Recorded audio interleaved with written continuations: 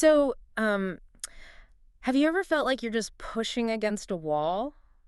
Putting in all this effort, hours and hours, but the needle just, it won't budge. Oh, absolutely. That feeling, right? Like you're stuck in mud. Exactly. It's this quiet anxiety almost that starts whispering doubts. And it's in those times, isn't it? Those really challenging seasons, or even just periods where everything feels flat, that our idea of what progress is can get, well, really narrow. We kind of fixate on this like super fast straight line climb upward. Yeah, that constant upward tick. But then reality hits, with all its twists and turns. And that's, I think, when our mental strength really, really gets put to the test. It is so true.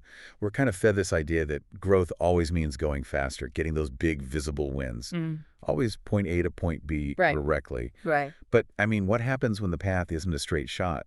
What about those phases, and they're inevitable, where progress feels almost, well, invisible? Yeah. That's exactly what we're going to dig into today. Absolutely, because we've been looking at this really insightful talk by Kim Mi Kyung. Her YouTube video asks this question. It's what you absolutely must do to protect your mental strength when nothing seems to work. Powerful question. It really is. It struck a chord. So our mission today for you listening is to pull out those key strategies, not just for like getting through those stagnant times, but for actually finding the hidden growth in them. And keeping your head straight, yeah. Right, maintaining that mental fortitude. We want to offer maybe a new lens on what progress really looks like and give you some, practical ways to navigate things when it feels tough. Okay, so let's start right there, challenging that idea of growth as just a straight line. Kim Mi Kyung, she offers this really compelling view. Life, business, they tend to operate in cycles, right? Phases of high speed, then phases of, well, lower speed growth. It's not that constant sprint uphill we often picture. I love that. And she uses that analogy, the curved road versus the straight one. Yeah, it's great. Picture it, right? Yeah. You're driving.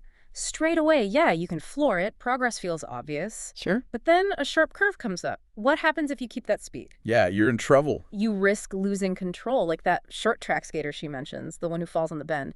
So the key isn't just speed, it's adjusting your pace. And, she says, your posture, your whole approach, really. Right, which makes you think, isn't adapting itself a kind of progress, even if it doesn't feel like you're speeding up? Exactly. It forces you to rethink. And it's fascinating how deep this linear progress idea runs, isn't it? We see it everywhere. Growth equals immediate success, direct route. Totally. But this curved road thing, it forces us to see that sometimes slowing down, navigating carefully, that's not stagnation. It's actually, it's recalibrating so you don't fly off the track later. Which leads perfectly into her next point, which I found really thought-provoking. It's about the hidden growth within those detours, those times that feel slow or difficult. She argues that by navigating those setbacks, those curves, you actually expand your, she calls it your area, your understanding, your experience, even if the results aren't showing up right away. It's like you're mapping more territory. Yeah, exactly, and gaining a broader perspective. Precisely. Think about the difference. Like, if you're just charging ahead, linear growth, maybe you're so focused on the finish line you miss important stuff. Right, you can create blind spots. Yeah, exactly. Yeah. But navigating the curves, it forces you to look around, see things differently, build a more solid, wider foundation. As Kim Mi Kyung says, there is no year in which you don't learn, and no meaningless year. I love that quote. Even if that learning doesn't look like, traditional progress on a chart, it makes you ask, doesn't it? What am I actually picking up right now, even if it feels like I'm standing still? It really does reframe those frustrating times. It suggests that even treading water, you're still absorbing things, broadening your view in ways you might not even notice yet. And she pushes this even further, this counterintuitive idea that you can actually find forward motion even when you feel like you're going nowhere. This is where it gets really interesting, I think. The running in place analogy. Right. Tell us about that. Well, you're not covering ground, obviously. Yeah. But you are using energy, Okay. right? And, crucially, you're developing different muscles than when you're sprinting full out. Okay. Different effort, different kind of growth. That's the core idea. Different kinds of effort build different kinds of strength. So if you're in a spot where the usual signs of progress, like sales or promotions or whatever, aren't happening, maybe the focus needs to shift to strengthening the foundations. She uses that phrase, making good content, which, for you listening, that could mean anything, right? Sure. Depends on your context. For a writer, maybe it's just honing the craft. For a business owner, maybe refining systems or building relationships. For an artist, experimenting, it's doing that foundational work. The stuff that doesn't necessarily bring the immediate applause, but is absolutely vital for what comes next. Exactly. Vital for future breakthroughs. And to make this really land, Kim Mi Kyung shares this very relatable story about running her piano academy. It really brings these ideas down to earth. Oh, this story. Yeah, anyone who's felt stuck in a loop will feel this one. She talks about this period with her academy, just incredibly frustrating, felt like a hamster wheel, hovering around, like 16 to 20 students, get a few, lose a few, constant churn, and the phrase she just dreaded hearing. Teacher, I'm going to quit next week. Yeah. You can just feel that weight, can't you? That constant cycle. You really can. Pouring all that energy in just to face that loss again and again, that feeling of being stuck. Despite everything you're doing, it's so common. Career, projects, even relationships sometimes. Absolutely. And then she hits this point, totally stuck. And she decides to try something that probably felt, well, small, almost desperate maybe. Writing these personalized 2-page letters to the parents, pouring her heart out about why their child was maybe on the verge of a breakthrough, urging them not to quit. Wow, 2 pages. That's real effort. Totally. Not scalable, just pure, honest effort born from feeling stuck. And the result?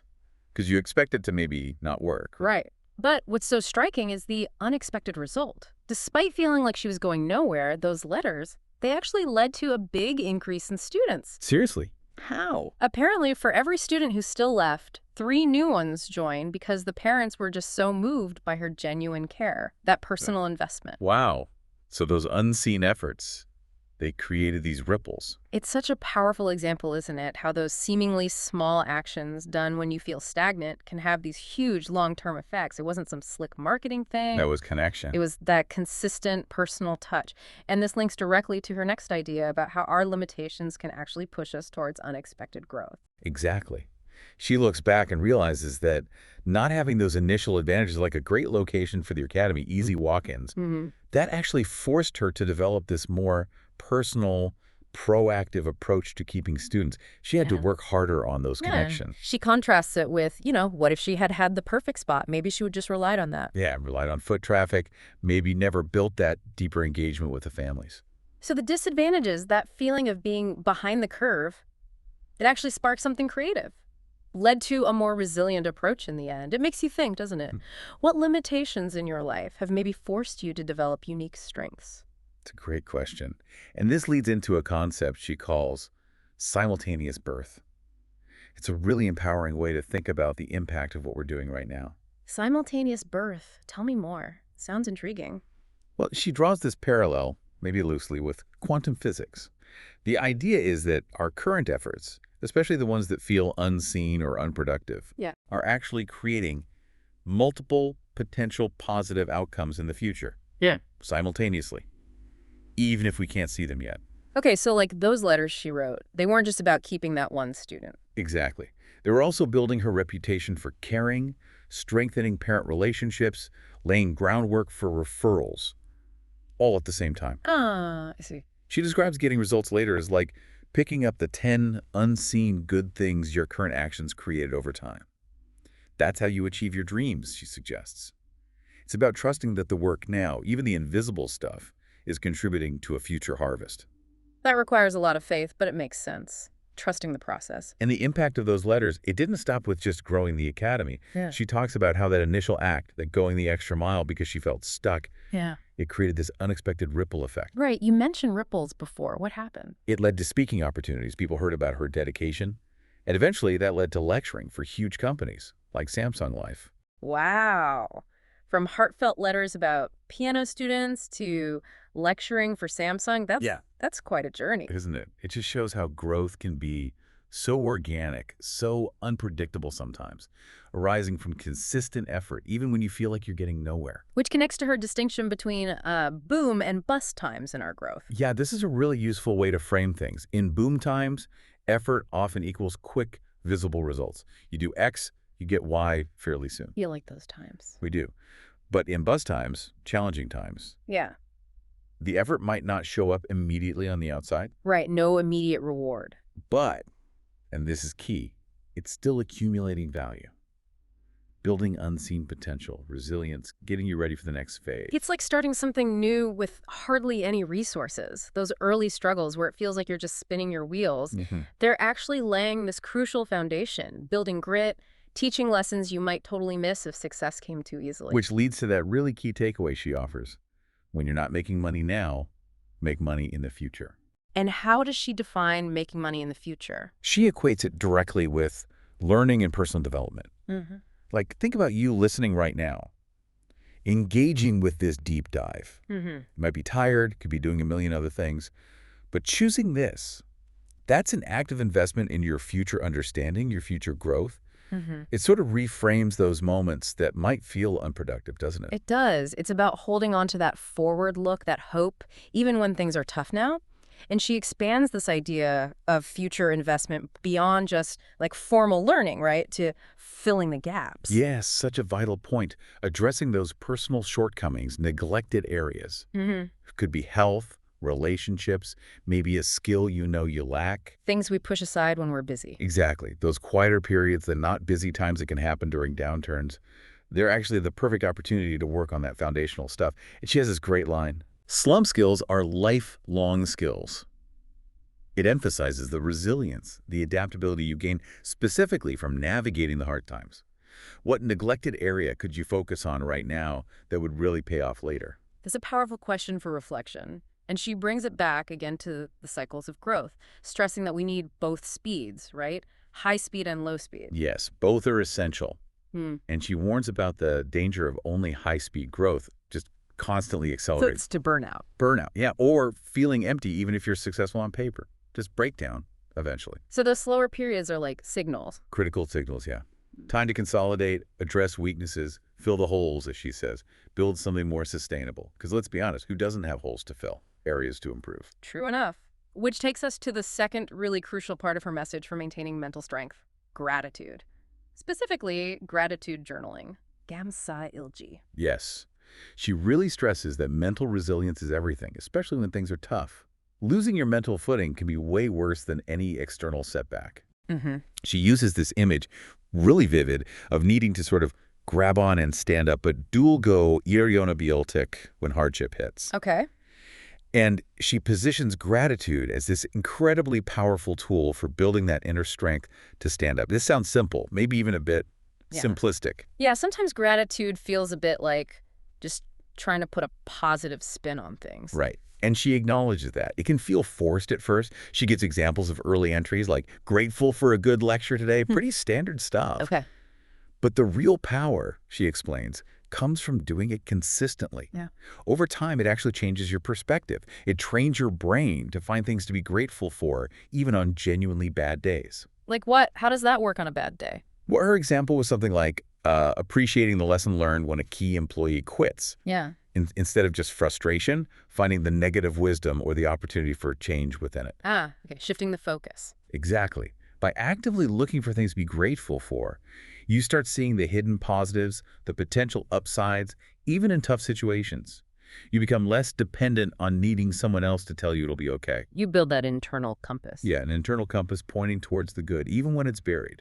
Training your mind to find those positive threads. And does this gratitude practice lead to action? Or is it just about feeling better? No, that's the key link. This inner resilience, built through gratitude, leads to clarity. It helps you see what needs to be done next. So it combats that paralysis feeling. Precisely. It's the antidote to that feeling stuck, demotivated state that comes with unchecked mental distress. Gratitude, she argues, is this powerful force for creating positive energy and driving you forward, even when you're facing real adversity. Okay, so let's try and wrap this up for everyone listening. Key takeaways seem to be, first, growth isn't always that straight line up. Right. Embrace the curves, the slow times. They're opportunities for a different, maybe deeper kind of progress. Yeah. Expanding your understanding, building that solid foundation. And focus on building that foundation, filling those gaps, especially when the external rewards aren't coming fast. Invest in your future self. And crucially, cultivate gratitude regularly. Through journaling, maybe. It's not about ignoring problems. It's about building genuine mental toughness. Shifting perspective, unlocking those hidden opportunities. Exactly. Things you might completely miss otherwise. So The idea is, by taking these principles on board, you can shift, right? From feeling overwhelmed, stuck, Yeah. to feeling more empowered, more proactive, realizing that even when things are tough, you still have agency. You still have potential for growth, even if it looks different than you expected. Beautifully put. It's about recognizing that growth happens in winter too, not just in spring. So a final thought maybe for you listening. As you go about your day, perhaps reflect on a time you felt really stuck. Can you see now, looking back, any hidden growth? Any unexpected doors that open later because of that difficult period? Yeah, what seeds were planted then, even if you didn't realize it? And maybe, Yeah. just maybe, consider starting that gratitude journal. Just try it. See what happens.